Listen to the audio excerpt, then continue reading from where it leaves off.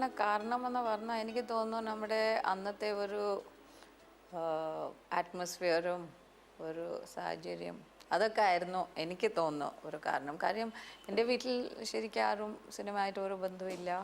ഞങ്ങൾ സിനിമ കാണുന്നല്ലാതെ ഒരു വലിയ ഒരു പക്ഷേ ഈ ഒരു പോസ്റ്റ് എമർജൻസി സമയത്ത് എനിക്ക് തോന്നുന്നു ഞങ്ങളൊക്കെ ഈ യൂത്തിനെയൊക്കെ ഒരുപാട് ഐഡിയലിസം ഒരു അവെയർനെസ് ഒക്കെ ഉണ്ടായിരുന്നു.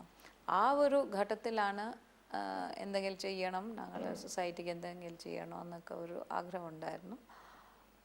പിന്നെ സിനിമ കാണുകയെ ആ ഒരു അന്ന് ഈ ന്യൂ വേവിൻ്റെയും സമയമാണ്. ഇപ്പോൾ അരവിന്ദനേട്ടനും കുറേ പേര് ആ സമയത്ത് ഇപ്പോൾ അനന്തമൂർത്തി, ഗിരീഷ് കർണാട് അങ്ങനത്തെ ആൾക്കാരൊക്കെ ഈ പുതിയ സിനിമയിലൊക്കെ ആയിട്ട് വരുന്നു.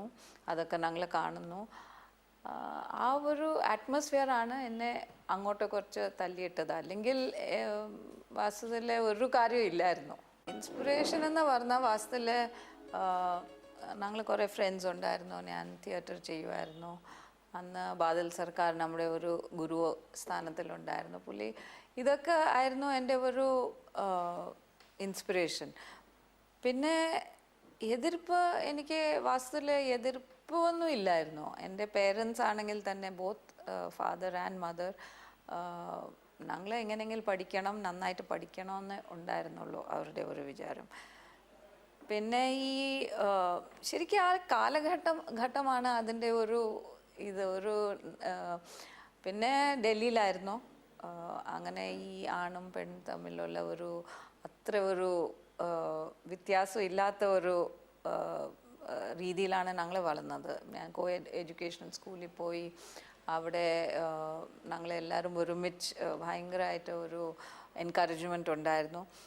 പിന്നെ ഇത് പോസ്റ്റ് 69 തൊട്ട് തന്നെ there was a lot of questioning about male female roles etc. So I was just a product of my circumstance, of my atmosphere of that age. Actually അത്രേ ഉള്ളൂ.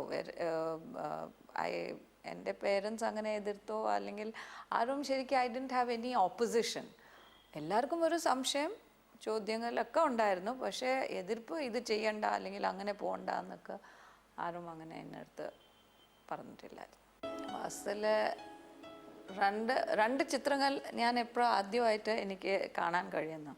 ഒന്ന് ഞാൻ പഠിച്ചുകൊണ്ടിരിക്കുമ്പോൾ തന്നെ സുകുമാരൻ നായർ സാർ എൻ്റെ സീനിയറായിരുന്നു. സുകുമാരൻ ഒരു ചെറിയ ഫീച്ചറിട്ട് എന്ന ഒരു പ്രോഗ്രാം ഉണ്ടായിരുന്നു ഫിലിംസ് ഡിവിഷന് വേണ്ടി. അന്ന് സുകുമാരൻ ഒരു ഫീച്ചറിട്ടാണ് ചെയ്യുന്നത്. ഭാവി എന്നാണ് അതിൻ്റെ പേര്.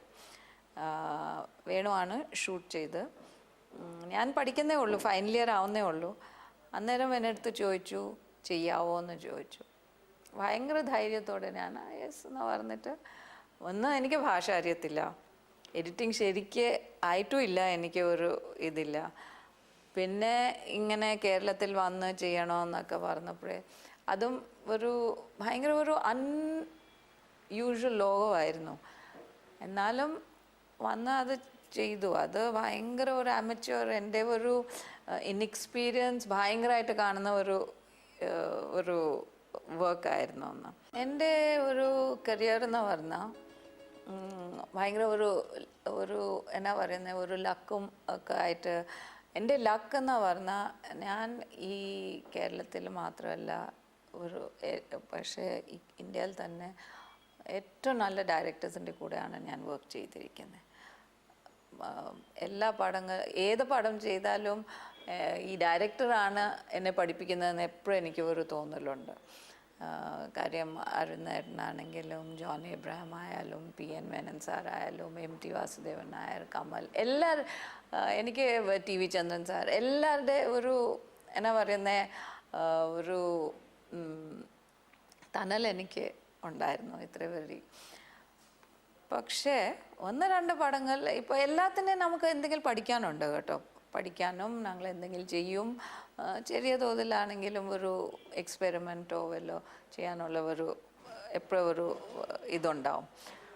പക്ഷെ ഇങ്ങനെ എടുത്ത് ചോദിക്കുമ്പോഴേ എനിക്ക് 1-2 പടങ്ങളുടെ എനിക്ക് പറയാൻ പറ്റുന്ന ഒന്ന് എനിക്ക് തോന്നുന്നു മിത്ര മൈ ഫ്രണ്ട് ഒരു ഒരു ഇമ്പോർട്ടൻ്റ് എക്സ്പീരിയൻസ് ആയിരുന്നു.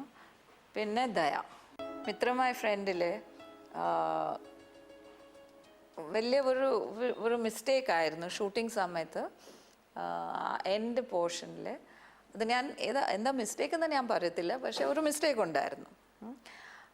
ഈ സ്ക്രിപ്റ്റ് അനുസരിച്ചല്ല ഇത് ഷൂട്ട് ചെയ്യാം, വേറെ പ്രൊഡക്ഷൻ കാര്യങ്ങൾ കൊണ്ടാണ് അത് അങ്ങനെ സംഭവിച്ചത്. ഈ മീറ്റിംഗ് എൻഡിൽ ശോഭനയും ഈ ഹസ്ബൻഡ് ഈ മോള് ഒരു മീറ്റിംഗ് അറേഞ്ച് ചെയ്യുമല്ലോ ഇവർ തമ്മിൽ, ഈ രണ്ട് ചാറ്റേഴ്സ് തമ്മിൽ. ആ ഒരു സീൻ എഡിറ്റ് ചെയ്യുമ്പോഴേ കാര്യം അതിൽ ശരിക്കും ഒരു പ്രോബ്ലം ഉണ്ടായിരുന്നു.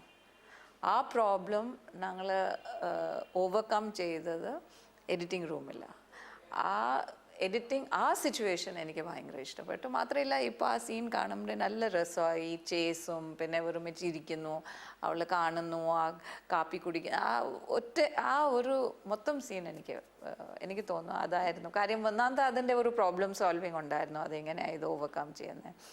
പിന്നെ അത് കഴിഞ്ഞിട്ട് അതിൻ്റെ കുറേ റിയാക്ഷൻസ് രേവതി തന്നെ ആലോചിക്കാതെ കുറേ റിയാക്ഷൻസ് ഒക്കെ എനിക്ക് ഇടാൻ പറ്റി. അങ്ങനെയൊക്കെ രേവതിക്കും ആ ഒരു സീൻ എനിക്ക് തോന്നുന്നു അന്നേരം ആ രേവതിക്ക് ആ എഡിറ്റിങ്ങിൻ്റെ ഒരു പൊട്ടൻഷ്യൽ തന്നെ മനസ്സിലായി.